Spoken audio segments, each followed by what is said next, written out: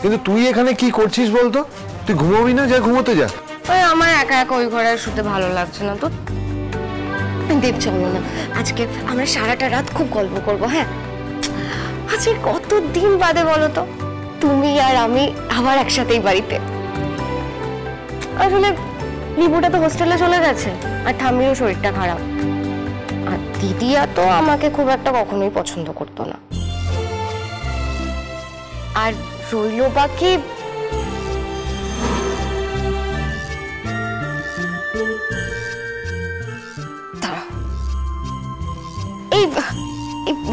পার্বতী দিদি, তুমি চলো আমার সঙ্গে।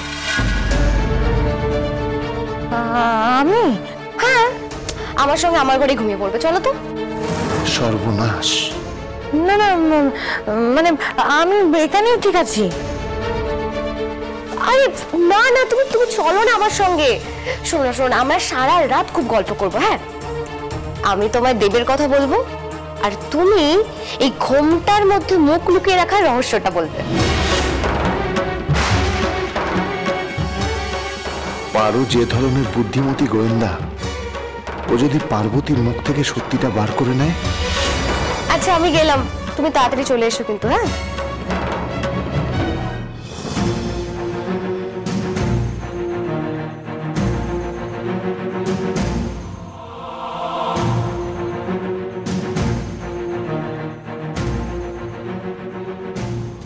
পার্বতী, তাহলে কি হবে? আপনি চিন্তা করবেন না, আমি ঘুমটা ডেকেই থাকবো।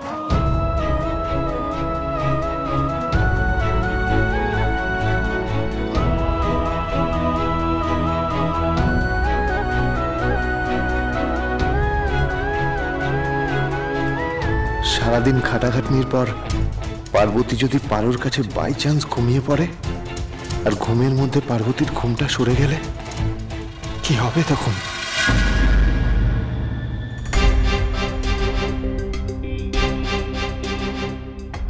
তুমি এই মাদুরটাই নিয়ে চলে এলে?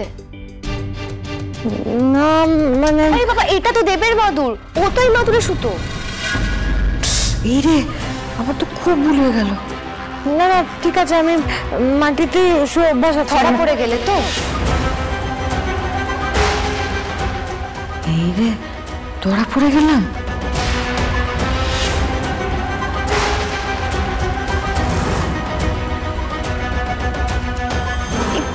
পার্বতী দিদি, তুমি চলো আমার সঙ্গে।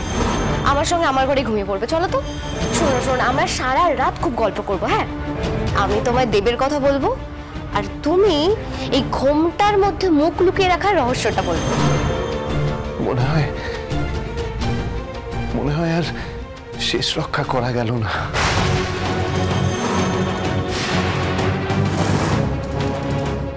শোনো, আমি ছোটবেলা থেকেই ভেবেছিলাম যে গোয়েন্দা হব। দেখো, আমার চোখকে ফাঁকি দেওয়া কিন্তু খুব শক্ত। তোমার ঘুম পেয়েছে তাই তো, তাই মাদুরটা আনলে যে পেতে শোবে বলে। কি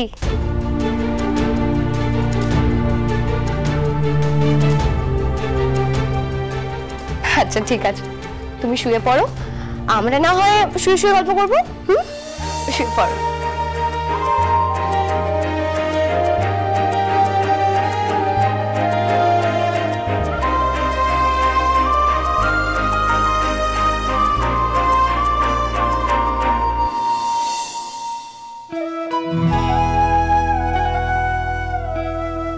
পার্বতী দিদি, তোমার বাবা মা আছে?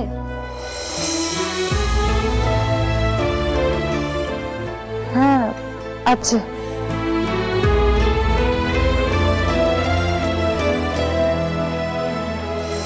মায়ের মন কখনো ভুল বলে না, কখনো ভুল বলে না মায়ের মন। তুই আমার মেয়ে।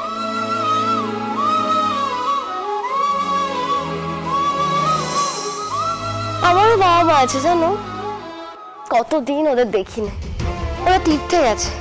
আমি শুধু এটা ভাবছি, যেদিন ওদের সঙ্গে আবার দেখা হবে ওরা কি করবে, আর আমিও বা কি করব। এটা ভেবে আমার এত এক্সাইটেড লাগছে না, পুরো গায়ে কাটা দিচ্ছে জানো। সত্যি রে মন, মা বাবা তোকে দেখে খুব খুশি হবে। কত আদর করবে। আমি যে চেয়েও তোকে বুকে টানতে পারছি না রে। ওরা যখন তোকে বুকে টেনে নেবে তখন তোর প্রাণটা জড়িয়ে যাবে, দেখিস। কিন্তু আমি কি করে বাবা মার থেকে লুকোবো? ওরা যদি বোনকে সত্যিটা বলে দেয়। আচ্ছা পার্বতী দিদি, তোমার ভাই বোন আছে? হ্যাঁ আছে, খুব মিষ্টি একটা বোন আছে। বাহ, কি ভালো গো। জানো তো আমার কোনো ভাই বোন নেই। তোর যে একটা দিদি আছে রে বোন, কিন্তু সেই দিদি এতটাই অভাগী যে সে নিজের মুখে বলতে পারছে না যে আমি তোর দিদি।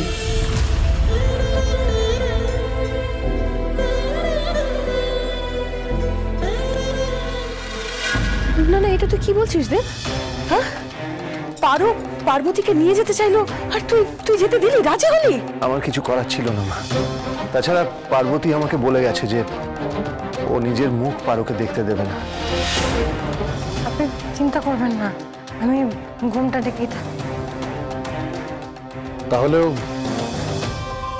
এতটা রিস্ক নেওয়া ঠিক হয়নি। কি বলছো তুমি বাবা? অ্যাটলিস্ট তুমি আমাকে বোঝার চেষ্টা করো। আমি তো পারোকে চাপ দিয়ে কিছু করাতে পারছি না। হসপিটালের ডাক্তারের বলা কথাগুলো। ওনার মানসিক স্টেবিলিটিও সেভাবে নেই দেখলাম। এক্ষেত্রে মানসিক উত্তেজনা ওনার ক্ষেত্রে খুবই সিভিয়ার হয়ে যেতে পারে। সেটা হলে কিন্তু ওনাকে নাও বাঁচানো যেতে পারে। আমিও বুঝতে পারছি। কি বুঝতে পারছো তোমরা? আমি তো কিছুই বুঝতে পারছি না। দুটো মেয়ে একসঙ্গে এক ঘরে সারা রাত থাকবে, এই ঘুমের মধ্যে যদি ওর ঘুমটাটা সরে যায় তাহলে কি হবে? এসব কিছু না হলেই ভালো মা। ভালোই হবে। ঘুমটাটা সরে গিয়ে যদি পার্বতীর মুখ একবার পার্বতীকে ফেলে তাহলে আমার কাজটা অনেক সহজ হয়ে যাবে। একেই এই দুই বোনকে আমি সহ্য করতে পারছি না, তারপর সারাক্ষণ ভালো মানুষের অভিনয় করে যেতে হচ্ছে। বিরক্তিকর। কিছু বললে মা? হ্যাঁ হ্যাঁ, দেখ দেব, আমি না কিছুতেই এই চাপটা আর টেনশনটা নিতে পারছি না। আচ্ছা ঠিক আছে, একটু শান্ত হও। আমি একটা কথা ভাবছিলাম যে এবার পার্বতীর মুখ থেকে আস্তে আস্তে ঘোমটাটা সরিয়ে দিলেই তো হয়ে যাবে। হ্যাঁ মানে?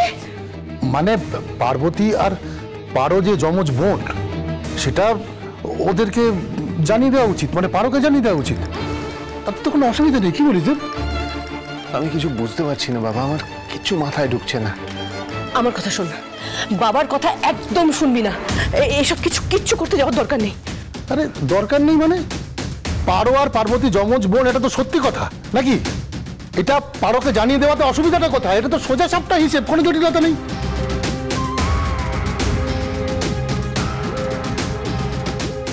আচ্ছা তোমার মানত কবে পূরণ হবে বলো তো? কিসের মানত? কিসের মানত মানে? আমার একটা মানত করা আছে, আর মানত পূরণ না হওয়া অবধি আমাকে ঘুমটা দিয়ে থাকতে হবে। আসলে মানত করলে তো বারবার মুখে বলতে নেই। ও আচ্ছা, তোমার মুখ দেব কখনো দেখেনি? ঘুরে পাবো?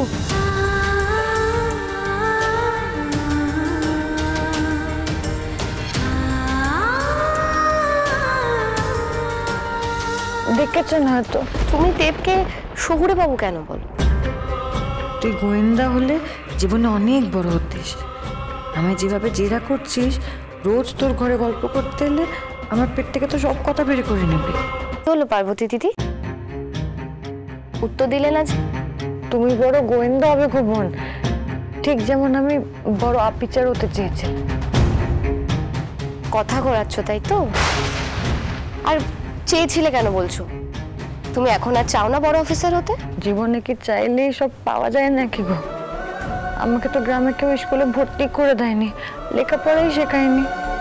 আমার গ্রাম মানে শ্যাম্পু করে, তাই জন্য আমি মুখ কোয়ে রইলাম। আর গ্রাম থেকে শহরে এলাম বলে আমি শহরে বাবু বলে ডাকি। বাহ, কি মিষ্টি কথা বলো তো তুমি। তোমার সঙ্গে গল্প করতে করতে কি সুন্দর সময় কেটে যাচ্ছে। আর তুমি মূর্খ হয়ে কেন থাকবে? তেমন হলে আমি তোমায় পড়াবো। তুমি আগে সুস্থ হয়ে নাও গো। ঠিক বলেছ, আগে সুস্থ হব, তারপর দেবের সঙ্গে বিয়ে করব, আর তারপর তোমাদের গ্রামেও যাব। তোমাদের গ্রামের নামটাও কি সুন্দর, শ্যামপুকুর। আমি অবশ্য গ্রাম খুব একটা দেখিনি, ওই 2-1 বার জাস্ট বেড়াতে গিয়েছিলাম। তাই? হ্যাঁ, গ্রাম বলতে আমার চোখের সামনে ভেসে ওঠে নীল আকাশ, সবুজ গাছপালা, ধান ক্ষেত, নদী, মেঠো পথ, আর তার মধ্যে দিয়ে এক বাউল একতারা হাতে নিয়ে গান করতে করতে আসছে। পুরো যেন একটা ছবির মতো।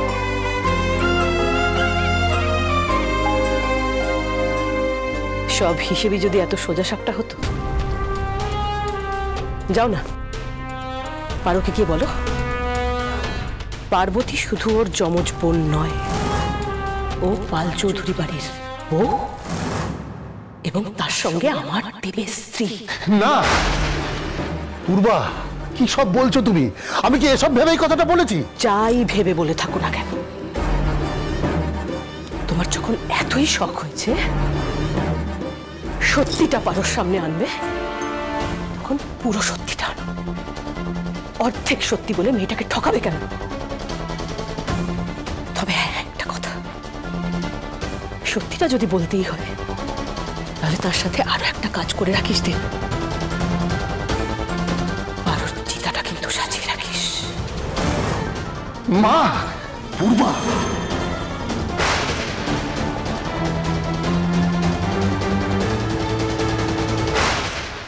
পার্বতী দিদি, ঠাকুর মশাই এসেছেন আমাদের বিয়ের দিন ফিক্স করবে বলে।